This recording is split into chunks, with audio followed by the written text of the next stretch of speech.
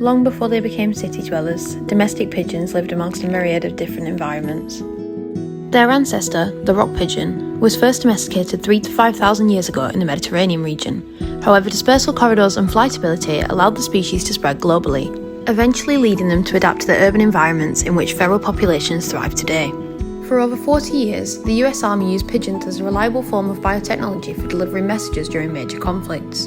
Because of their natural homing instincts, pigeons provided a 97 to 99% success rate and saved hundreds of lives by delivering vital intelligence when all other communication methods have failed. Now, however, pigeons are considered flying rats, pests that trigger a fear of disease. So what's changed? Pigeons were replaced with advancing technology. As we began to isolate ourselves in sterile city environments, our tolerance faded. They had no choice but to adapt to our skyscrapers, yet we responded with spikes and netting. Their status shifted to health and infrastructure risks, when they were once our valued workers. To better understand the practical challenges pigeons bring to public spaces, a local council member was consulted to share their experiences firsthand. I'm Thomas Johns. I work for Penderbury Council. I'm a section supervisor. As a section supervisor, what would you say you do more? Work in the field or work in the office? Did a lot of outside stuff for about 18 years, but now I do a bit of office work as well. In a normal week, how often would you say that pigeons cause problems on the sites that you manage? It's quite seasonal with us because we only put grass seed down over from spring to nearly autumn. So you could say 6 months worth of it where we might have to apply seed all over the borough, on football pitches, rugby pitches, things like that. So would you say it's a bit more of like an operational issue than an occasional one? Yes, yeah, absolutely. For an example that you mentioned when we were organising the interview was their impact on football pitches. So could you tell me a little bit more about that? I think I mentioned the impact we might have is applying the seed. Often pigeons like to eat the seed, so it's quite costly to buy.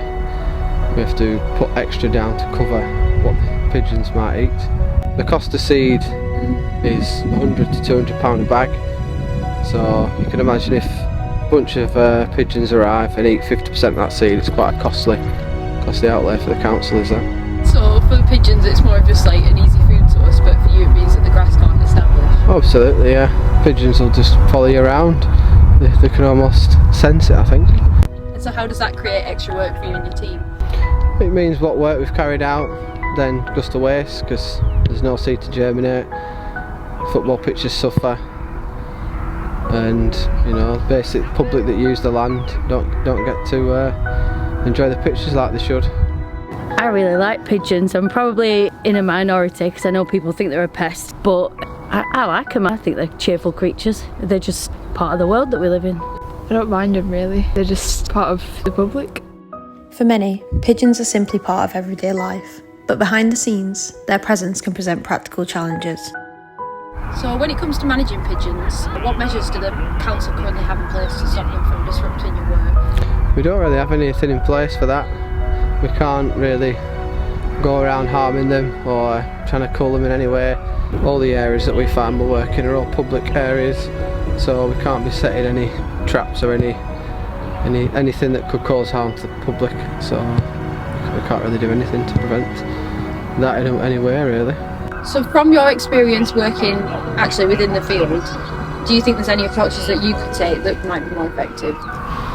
We could use turf, so instead of putting seed down we could use turf, but that does come at a greater cost and a lot more work involved than water it and maintain it, and because it's a public area it's more likely going to get damaged by, it could be youths or animals digging it up, things like that. And as somebody working with public spaces and wildlife, do you think that there's a line between managing a problem and mistreating animals? Yeah, personally I wouldn't like to harm the pigeons anyway, and I'm sure the public would probably think the same. People that are paying customers of the pitches might say otherwise, just out of spite because they want to play, but I don't think I think we manage it the best we can do, and I'd rather keep it that way than harm them. And if people understood these practical challenges, do you think that it would change how they view pigeons?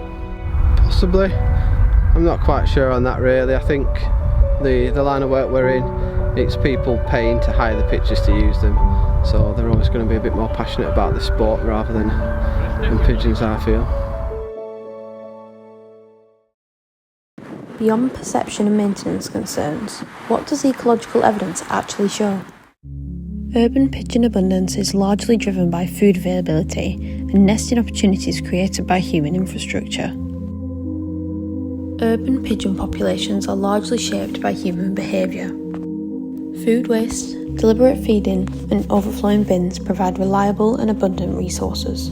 Studies consistently show that pigeon abundance correlates strongly with food availability. Modern architecture also creates ideal nesting sites. Rooftops, bridges, and ledges all mimic the rocky cliff faces that their ancestors once inhabited. Contrary to popular belief, pigeon populations are not limitless. When food sources decline, reproduction rates drop. Their numbers respond directly to environmental conditions.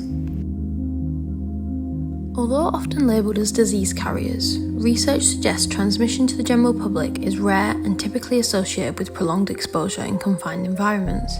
Infection typically requires specific conditions, such as prolonged exposure to dried droppings within an enclosed space. In most urban environments, casual contact, such as walking through the town centre, poses minimal risk to healthy individuals. Environmental factors such as ventilation, moisture, and hygiene practices play a significant role in determining whether pathogens persist or become airborne. For most people, brief encounters in open public spaces present minimal risk. As with many urban wildlife concerns, perception often outweighs the measurable threat. Pigeons sit at the intersection of ecology and perception. To some, they are a nuisance, symbols of disorder in carefully managed public spaces, and to others, they are simply wildlife adapting to the environments that we have built.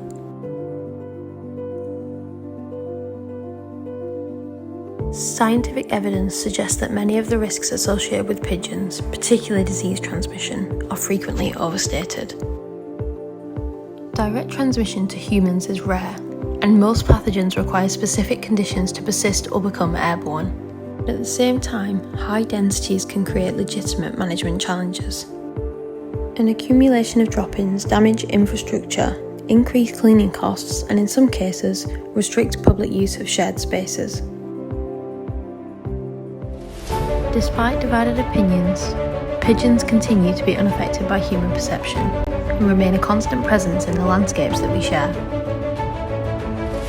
They raise their young from lifelong bonds and navigate the cities that we've built, not as intruders, but as survivors of a world we reshaped.